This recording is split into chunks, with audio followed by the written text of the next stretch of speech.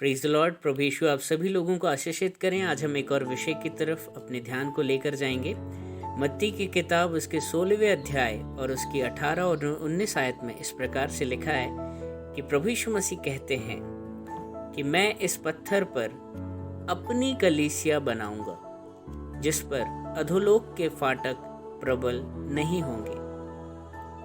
ये पत्थर इस पृथ्वी को दर्शाता है। प्रभु यीशु मसीह कह रहे हैं कि मैं इस पृथ्वी पर अपनी एक कलीसिया को बनाऊंगा और ये कलीसिया सदा इस पृथ्वी पर नहीं रहेगी। ये कलीसिया चलायमान होगी। एक समय के बाद ये ट्रांसफर की जाएगी, ये शिफ्ट की जाएगी स्वर्ग में, लेकिन इसका जो कंस्ट्रक्शन जो होगा वो इसी पृथ्वी पर होगा। और प्रभु यीशु मसीह कहते हैं मैं स्वयं उस कलीसिया को बनाऊंगा। उस कलीसिया का डायरेक्टर, उसका कंस्ट्रक्टर, उसका निर्माता मैं खुद होऊंगा।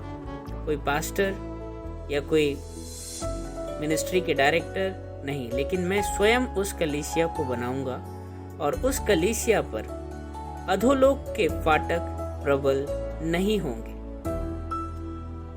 और इस कलीसिया में अगर आप अपनी सदस्यता को लेना चाहते हैं, आप चाहते हैं कि मैं प्रभु यीशु मसीह की कलीसिया का मेंबर बन जाऊं। कोई कहता है कि मैं जोसेफ प्रिंस की मिनिस्ट्री का मेंबर हूं, उनकी कांग्रीगेशन का मेंबर हूं। कोई कहता है मैं केनेथ हैगिन की मिनिस्ट्री से जुड़ा हुआ हूं, मैं इधर से हूं। कोई कहता है मैं पेंटिकोस्टल हूं, कोई CNI, कोई सी अच्छी बात। लेकिन इन सब के साथ हमें प्रभु यीशु मसीह की कलीसिया का सदस्य होना बहुत ज़रूरी है, क्योंकि उनके लिए परमेश्वर कह रहे हैं कि उन पर अधोलोक के फाटक प्रबल नहीं होंगे।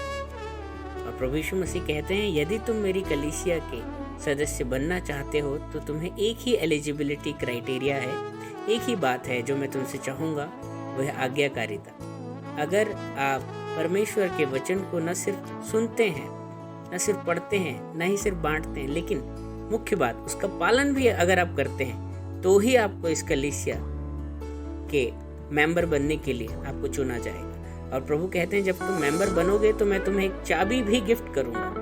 19वीं आयत में लिखा है मैं तुम्हें स्वर्ग की कुंजियां दूंगा और जो तुम इस पृथ्वी पर बांधोगे वो स्वर्ग में बंध जाएगा और जो तुम इस पृथ्वी पर खोलोगे वो स्वर्ग में खुल जाएगा। आज हमें किन चीज़ों को बांधना है? आज हमें उन तमाम अंधकार की शक्तियों को इस पृथ्वी पर भी बांधना है ताकि वो स्वर्ग में भी बंध जाए।